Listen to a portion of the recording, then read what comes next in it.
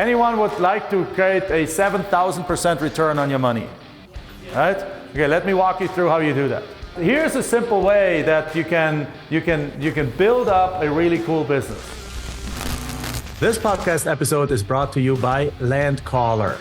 Land cold calling designed by land investors for land investors. Go to landcaller.com for more information. Yeah, who gotten deals for like $2,000, $3,000, right? They're L right here, lots different, like a whole bunch of people. So then let's say you take this $2,000 deal and you sell it for $18,000. So you basically have a profit of $16,000 and you have $18,000 back in your pocket, right? Because you used 8, you used 2. Have $16,000 profit, you have 18 in your pocket. Okay, so now what you do, let's say the next deal that comes along is a larger deal. The next deal comes along is an $80,000 property. Let's say you get it on a contract for $20,000, but when you sell it for $80,000, but you're only getting an $8,000 down payment. Just as you have it on the market for 80, and people say like, I want this, but I can only give you 10% down. So what's the problem? You're missing $12,000, right? Because you need to send the seller $20,000, but you're only receiving 8 down. So somewhere, well, you're short $12,000. But you just made $16,000, so you have $18,000 total in your bank account. So why not take $12,000 from the profits you just made and help this deal out? So you use $12,000. Actually it's right. You have $18,000. So you use 12 of the $18,000 that you have, 12K of the $18,000 that you have in your pocket to supplement the deal. So you take $12,000 plus the 8 is 20. Now you have the money that you need to pay the seller. So now what have you created? You have created the note. How much is the note for? The note is the selling price is 80 and they give you the 8 down. So how much is the note for? The note is $72,000, right? So you sold the property for $80,000 and they gave you an $8,000 down payment. So you allow them to pay the remaining $72,000 over the next 15 years with the whatever 14-15% interest, and the total payment on that will be $144,254 once they pay this all off. So over 15 years, you receive $144,000 because the interest alone is $71,000. That's the beauty of seller financing. Because not only do you sell it at a higher price and make extra money that way, but because of you carrying the balance and charging an interest on it, you're making way more additional money on that. So you have a $72,000 note, which you get paid $72,000 over time, but also an extra $71,754 in interest. Are you all following me? Anyone not following me? Right? Okay. So, great. And you still, because you supplemented, you had $18,000 in your pocket, you used 12, you still have $6,000 in your pocket. So now let's look at the deal. So with these two deals, you took $2,000 and created 18 out of it. Then the second deal, you used 12 to supplement it. So you started with $2,000 and turned it into $18,000 in cash. $12,000 of that cash, you turned into essentially a $72,000 note that provides you now with $800 a month in cash flow for 15 years. And after 15 years, it turns into what? You still have your $6,000 in your pocket. You have $144,000 in total payments received. So your $2,000 used over 2 deals, and the profits from used turned into $144,000. That's a 7,512% return. Does that make sense? So sometimes it makes sense to reuse your money from your own deals to supplement your additional deals, instead of just selling those deals or doing a triple close or just not doing the deal or so. And that's the key thing, because the alternative is to have those $18,000 sitting in the bank account and giving you nothing, but by using 12 and investing it into a deal that because of that you can actually make the deal happen, and it generates a $72,000 note, you're now receiving $144,000 over the years. Does that make sense? Who's excited about this? Right? So it's a little bit more like thinking through how you can take the money and roll it over and really make your money explode. That's what it is, yes. Is there a scenario where this does not make sense? Is there a scenario where this is a very few scenarios that doesn't make sense? Because if you think about it, if you have extra money sitting in a bank account that you don't need, at the very minimum, it'll produce your 15% return. But in this case, much more, because you needed the $12,000 to buy the property at 20, but then you're selling it at 80. So your return comes from the 80, or minus the down payment, 72, and you're basically getting something like $800, that's $9,600 a year. You're getting a $9,600 return a year on a $12,000 investment. Right? That's a pretty darn good return on investment. Right? So on that individual deal, it's not a 7, but if you take both of these deals together, if I say like I started with 2,000, turn it into 18, turn the 18 into 142, if I take those two deals together, it's a 7,500% return. Yes? Or you can find a partner, you get 12,000 and you take half of the profits. Exactly right. Do you have to use your own 12,000 to do this?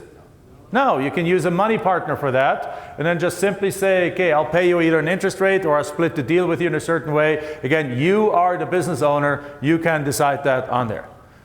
But again, so you do that, you do these deals, again, we talked about that, you do, even if it's not $800 a month, but right there is an opportunity for you to build a note. Because here's the tendency, the reason I added the slide in my presentation, these slides, is that the tendency of a beginning investor is to say, I need the cash, I really need to, I don't know how to do this, let me just go do a triple close and sell that thing. And that makes sense, because in that deal at the triple close, you would have made like something like a $50,000 cash profit, and that's cool too. And if that's what you need to do at the beginning, then you do it at the beginning. But for those who are ready to build an empire with seller financing and build all those notes up that I showed yesterday, this is a good strategy of like using your cash deals to fund your seller financing deals, and then really go and basically keep it all in-house, don't bring investors in, and just basically blow that thing up self-funded.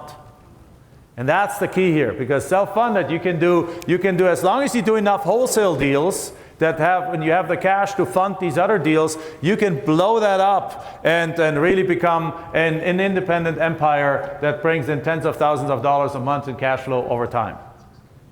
Make sense? All right. So again, and then again, even if not every deal is a $500 a month, $800, but even at $500 a month, it still adds up to a lot. You do 30 deals like that, it's $180,000 a year. You do that over 2 years because these deals last. They don't stop. That's the beauty of seller financing, that you don't get that money once. You get that money again and again and again and again. You set it up once and it keeps paying for 5 years, 10 years, 15 years. Eventually it stops, but it at least brings stability for like a decade. And that's like, who has stability for a decade financially right now? Right? Most people don't. If you're doing it for that decade, then it just extends out even more. Exactly. If you do this every year for a decade, it just keeps going up. And exactly, it can go to $1 million, and then it just stays at $1 million. And only once you stop, then over the next 10 years, it starts drawing down. Right? But then why would you stop? Like, you only stop if you really, at some point of time, want to retire. But here's the thing, if you have $360,000, and then the next year $520,000, and the next year $700,000, if you do this, you have that coming in, most likely you'll take a bunch of that money off the table and start investing that in other kind of things, putting it in other kind of stuff, and building your overall empire, your legacy wealth empire that you can do. And that's exactly, by the way, how Michelle and I have built ours. That's how we then started taking that off the table and started buying single families in 2009. That's how we started then taking money off the table and buying multifamily. That's how we started building this up more and more and more and more. And today, if we ever want to stop, we can literally stop and have that cash flow come in for the rest of our lives, and for the rest of our daughters' lives, and for the rest of our future daughters, of our daughter's future children's lives. She's only 17. Hopefully she doesn't have any anytime soon. But So is this possible? Yes, it's possible, right? It's possible. It's absolutely possible. Like Tim ABA does those deals kind of on an ongoing basis, double closing, triple closing, self-financing, supplement them, all these kind of things. You can also, again, sell some notes. We talked about that yesterday. So a refresher, the note buyers typically want a minimum of a 12 to 15% yield. Yield is basically return on the money that they invested. And so if a note sells with a 13 to 15%, so think about it that way if you're not familiar with this kind of terminology. If you have a note that you gave somebody with a 5% interest rate, and you sell that note, and somebody pays you what the note is worth, then how much are they going to make on the note? 5%. What if they only pay you half of the money for that note? They're still receiving the full amount, but they paid you half, so their return is much higher. Right? I'm not going to go into much detail in that, but just think about that. So basically, the less somebody pays for the note based on compared to its face value, the higher return they will receive, because they're still receiving $800 a month.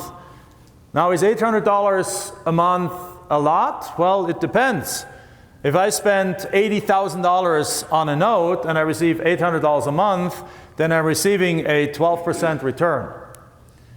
If I paid $40,000 for that note and I receive an $800 monthly payment, then I'm making, what is my return then? Right? 24%. Now I'm getting 24% because $800 a month, $9,600 as a percentage of 40,000 is 24%. So the less they pay, the less when you sell a note, the less they pay, the higher their yield is. So if they want a 15% yield and you have a note that you created at 15%, there's no reason for them to want a discount. Because even if they pay you the full amount, they're receiving the 15%.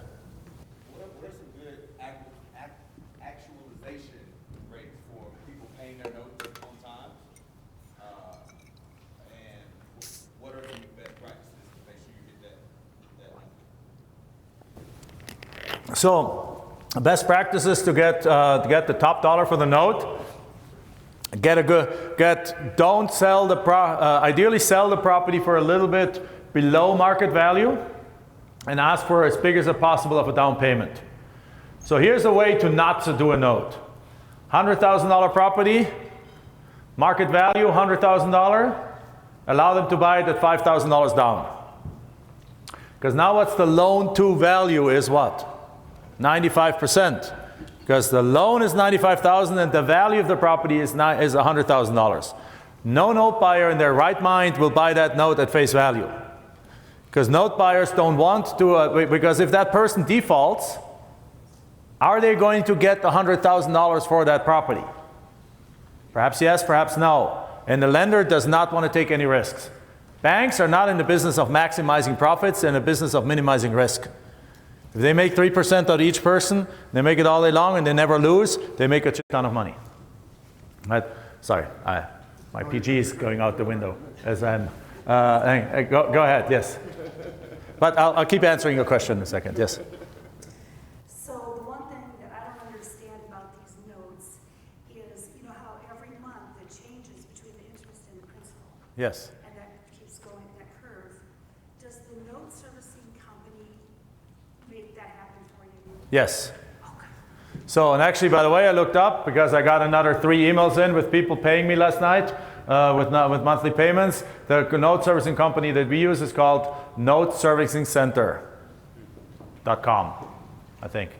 So noteservicingcenter.com, and they're really good, and we have all our notes with them. And they operate well. So, but again, so the way not to structure a note is like that, because typical note buyers want only notes. Typically they don't want to pay more than their loan to value ratio they don't want it to be much higher than like 70% or so. Like, Lori, do you find that to be true? Or like you do note selling? How important is the loan to value ratio, and what do you see people wanting on the loan to value? Oh, yeah, definitely. Definitely at least 70%. At least what? Yes, definitely at least 70%. That's 70%. So in other words, if you want to sell notes, what you do is you take that $100,000 property, perhaps you put it under contract for 40 or something like that, and when you sell that note, in that particular case, you sell it for $100,000, and it's worth $100,000. You might sell that for $80,000 and ask for a $20,000 down payment. Now in that case, you have a $60,000 note because they pay you 80, you get 20 down. The amount that they still need to pay is 60. A $60,000 note at a 12, 13, 14% interest rate sells very, very close to asking price, very close to face value, because it's in that ratio. Like it's plus number two, it's a big down payment. So if you have a $60,000 note and they give you $500 down, no.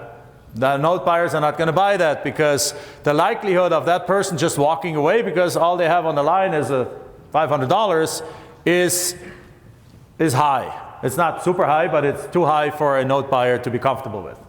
So the next thing, therefore if they pay, you want a decent, good down payment. Now ideally, if you want to, if you can, and if you have the ability to, and if you want to go to the hassle, you can also check their credit and so on. But if you have, on the other hand, there's other things, like what if you have a $100,000 note that you're selling with a $10,000 down payment, and it's worth the property is worth $100,000, so it's a 90% loan to value. What do you do then? Well, you can actually hold on to it for a couple of years, and as long as the person pays on time, you have actually proof that this is a really good payer, and then again you can sell it for more.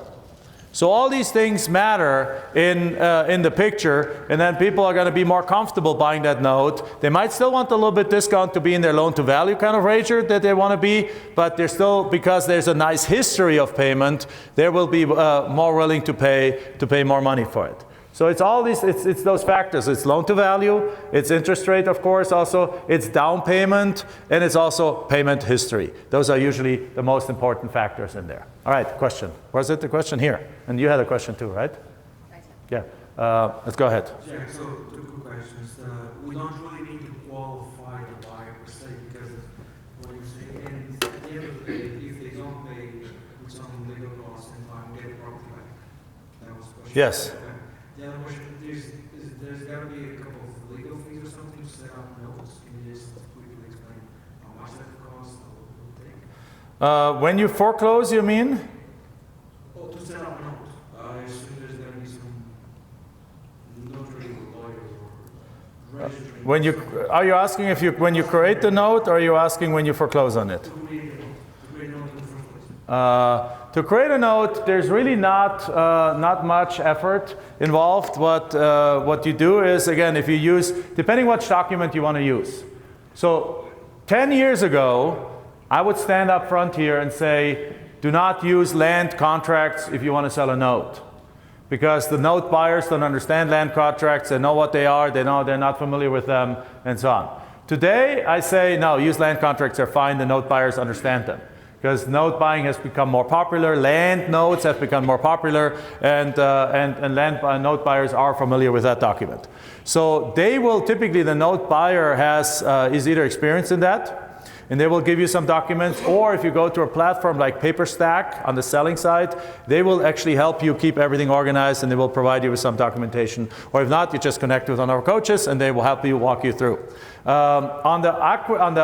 When you actually create the note, that's where it's even simpler, because if you use the land contract, all you need is the buyer to sign it, you to sign it, and then you take that document, send it to a loan servicing company, and they contact the buyer, and they have the buyer sign the loan servicing agreement. There might be a setup fee then that usually the buyer pays, and there's also a monthly loan servicing fee, which guess what? Who pays that? The buyer. Right? So you built it right away. So we like to work with Note Servicing Center. We ask Note Servicing Center, how much do you charge per month? They say $25. So when we set up the loan with a buyer, we say like, okay, here's your monthly payment, here's your interest, here's a monthly portion for property taxes, and there's a $25 loan servicing fee. Together your payment therefore is $500 plus this is $567.31.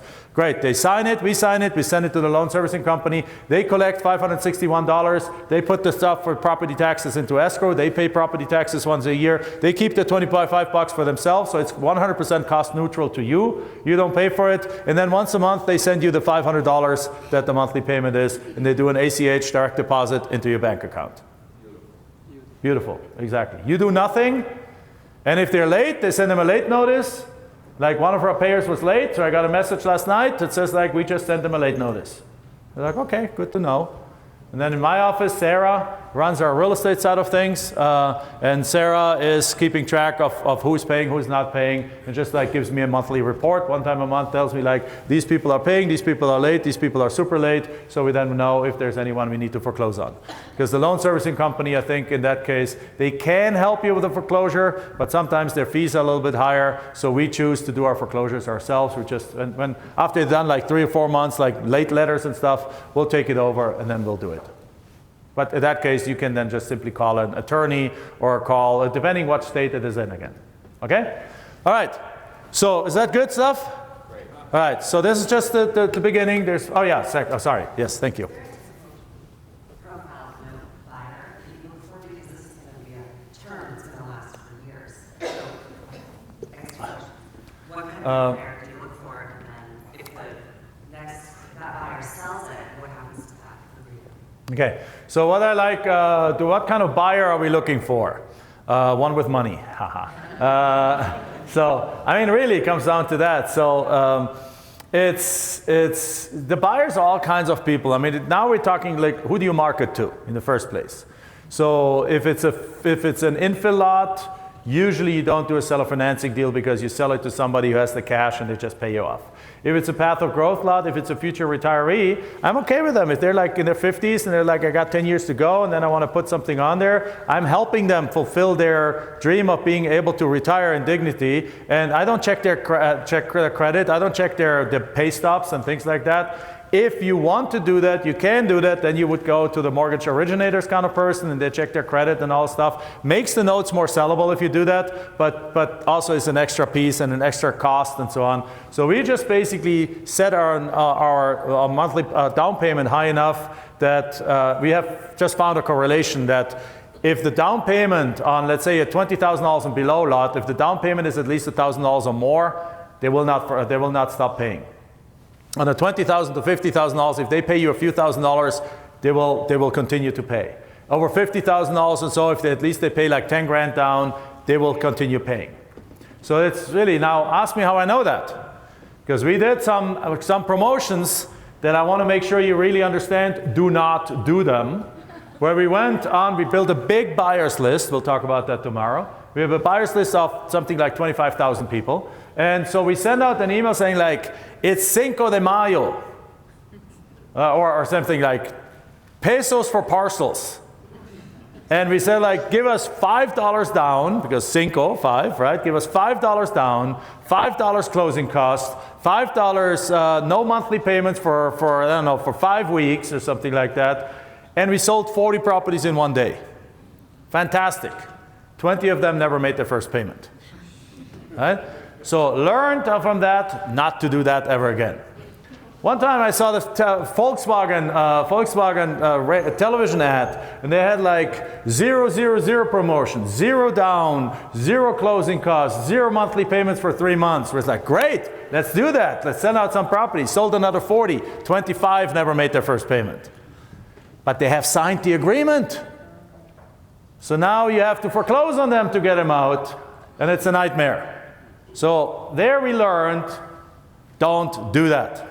Right? Instead, ask for as much of a down payment you can get. That's the #1 indication that they're going to continue paying. Because nobody's going to just leave a $5,000, $10,000 on the table. Plus, if they do, you probably either already have all your money back, or within a couple of months or a couple of years have all your money back. And if then they stop paying, It's financially the best thing that could happen to you because you get to foreclose and then you get another 10 grand down payment and you get to sell the property again and again and again if that happens again. We have a few properties that we probably sold 5 times, and every time we sell them we get a few $1,000s in down payment or get $1,000 in down payment. So that property paid for itself multiple times over because then they make payments for a couple of years and for some reason they stop paying. Like it seems to be like 1 or like 3, 4 properties that keeps happening to. They're not bad properties, but I don't know, they're jinxed or something, I don't know. But bottom line is like we just recycle them. They're the gift that never stops giving because they keep paying. At the same time, guys, I want to make sure very clear, this is not our business model. The business model is not to go get a big down payment, hope you can foreclose on them so that you can resell them. The goal is really to help people into the dream of private property ownership. So that's why when somebody has trouble paying, which only happens about 4% of the cases, by the way, 96% of the people pay just fine. But 4% of them, if they have trouble paying, then the first thing you do is reach out and you see if you can modify the loan. Right? We talked, Juan and I talked in the break earlier, and he says like with what I told him yesterday, he's going to go to one of his guys that is always a little bit late and on his payment, and he's going to just call him and say like, hey, you're always a little bit late. Do you need like a little bit of a lower monthly payment? And they're probably going to say yes, and he's going to probably take it and just stretch the loan out a little bit more, drop the monthly payments a little bit to make that person able to perform again.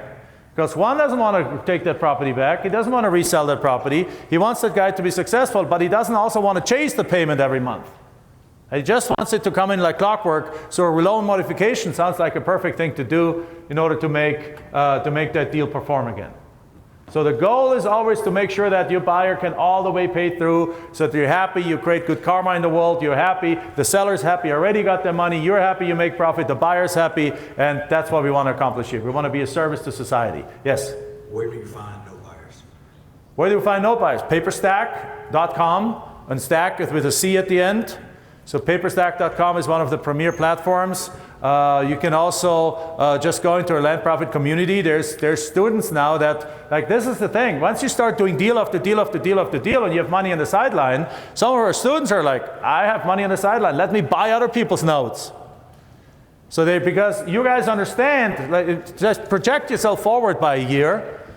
In a year from now, you have done 10, 20, 30, 50, whatever number of deals you have done. And you're really familiar with that. You got money in the bank. You're a professional land flipper. Why not take some of your money and buy additional notes, really nice notes that are safe? And so instead of your money sitting in the bank account for 0% at the bank, they now do also produce your 15% extra and so on, right? So even our own customer, I mean, we created 1,000 millionaires already. There's a lot of people that we've worked with in the past already. They're making really, really good money. They're very successful professional land flippers, and they love this business. So they actually operate it. They give transactional funding loans, but they also buy other people's notes. Because what happens if you buy somebody else's note and then that person defaults? Are you comfortable selling that property again after having done 50 deals already? Of course, right? So it's the safest way for us to reinvest into what we already know. Yes? I wanted to find out if there was a maximum interest rate you could charge and who regulates that. Okay, there's usury rules, usually rates in different states, but you want to be careful with them, with not misinterpreting them. For example, in California, the usury interest rate for loans is, I think, 8 or 10%. But you read the fine print, and it doesn't apply to real estate. Right? So it applies between private parties. Like, hey, can you lend me $1,000? I can say, sure, I can do that, but give me 35% interest, right? Like loan shark kind of stuff. That California tried to outlaw that. But if I sell a house with self-financing, I can charge 14, 15%.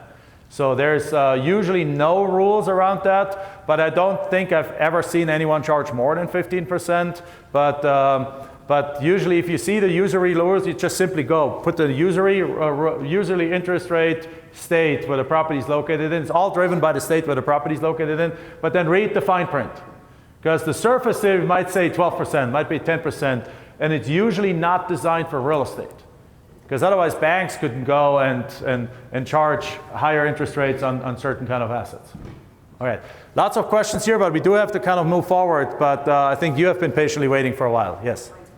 What's the cost of foreclosure? How much does it cost you? Yeah, for cost of foreclosure, it again depends what you do. Like if you use the land contract, for example, in Nevada, the land contract is, we have a special land contract for Nevada. In Nevada, if somebody doesn't pay, it turns statutorily proven and supported and proven by the Supreme Court that basically a land contract, the sale turns into a lease, and then you just need to evict them. So in other words, it costs you a certified letter for $7 to get somebody out of their property. In Arizona, it's what's called a forfeiture process if you use the land contract. The forfeiture process means that to the land contract, you stay the owner and they're building equity in the property. And then depending on how the equity is, you can basically literally forfeit or do the foreclosure forfeiture process after 30 days, and it takes 21 days and 2 certified mails and 1 recording. So it takes $50. In California, they accept the land contract, but they don't recognize it as a different kind of document. So they look at it as basically as a deed of trust and note or a mortgage. So you have to do the statutory foreclosure process, takes 6 months and costs $1,500. So again, different states have different kind of rules, but that's the worst case scenario, California. So what do you do in California? You use a lease purchase agreement. Right? In the lease purchase agreement, it's a lease, where for every dollar that they give you, you give them, or for every $100 they give you, you give them 50 or 60 or 70, you arrange for it, and our software has like calculations for that, gives them a credit towards the purchase price, and if they stop paying, the lease expires. They've broken the lease, and the property goes back to you. So there you avoid the $1,500 in the 6 months, and it goes again very, very quickly. So there's always ways. Or if you're not comfortable with that, then you can have them sign, like somebody asked yesterday, you can sign them a deed in lieu of foreclosure right at the beginning, put that in your drawer, and if they miss a bunch of payments, then you can go record that deed and the property goes back to you. There's always different ways that you can avoid that. Also, another way, call the buyer if they stop making payments. And basically like, dude, what's happening? Are you not wanting the property anymore? Or you can't afford the payment anymore? And they might say like, I can't afford the payment, then you remodify the loan. But if they say like, no, sorry, I don't want the property anymore, great. Can I send you a deed and you deed it over to me? I even give you $100 if you do that. Great. You send them a deed, they sign it, they send it back to you. You just foreclosed on the property, they got $100 and you avoided the foreclosure. There's so many different ways that you can do that you don't have to go through the actual foreclosure.